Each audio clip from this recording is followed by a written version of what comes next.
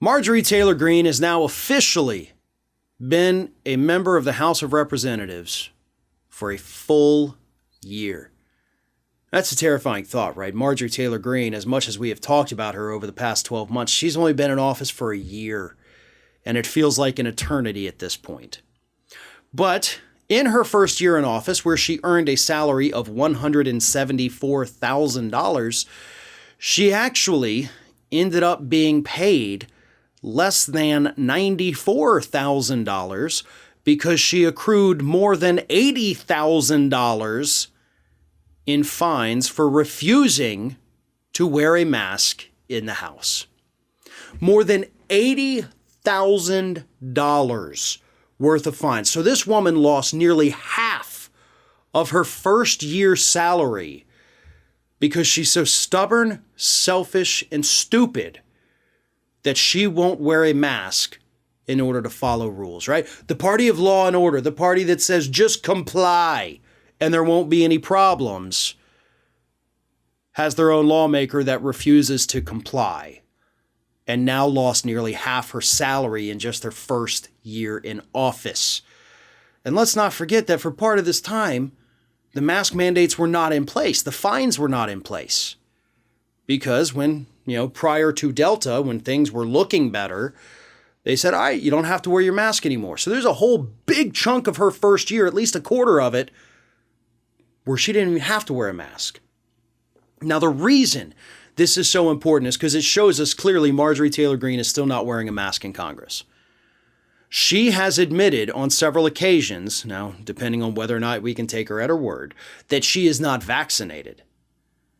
So that makes her refusal to wear a mask that much worse. Because at this point, she would be intentionally exposing those around her to COVID and, to be honest, anything else, a cold, a flu, whatever it is she may have. She's not doing anything to protect others. One, because she wants to make the political statement. Oh, look at them coming after me. I'm the victim. I'm being persecuted. Look, you got a net worth in the millions. So I know losing $80,000 a year means nothing to you. Now, estimates about her net worth vary wildly. Some go up to 50, some go down to 3. So it's somewhere between 3 million and 50 million, depending on which website you're looking at. But she's a millionaire. She does have successful businesses back home in Georgia. She got one from her parents. Either way, she's got the money. This means nothing to her. So her little, self-persecution here is because she knows at the end of the day, she doesn't need the money. She's not actually the victim. She's trying to make her political statement. But at this point in the pandemic, which seemingly has no end anymore, this is idiotic. And something further needs to be done. Now, there's another Republican. I mentioned this over at Ring of Fire, by the way. Andrew Clyde. Andrew Clyde also continues to refuse wearing a mask. He has been fined roughly $30,000, but he found a way to avoid paying those fines. Because, see, the money comes out of their paycheck, directly out. So they don't have to, issue a check or swipe their debit card or do their Apple Pay. The money comes out of their check. They don't have to worry about it. So Clyde, in order to avoid paying the fines, went and changed his withholdings.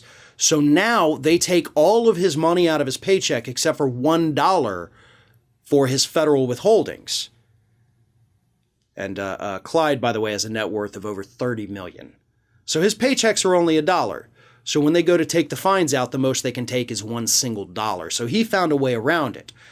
But apparently, he has not told Marjorie Taylor Greene that, or she doesn't care enough to figure out how to refile that paperwork to change her withholdings to not have to pay the fines.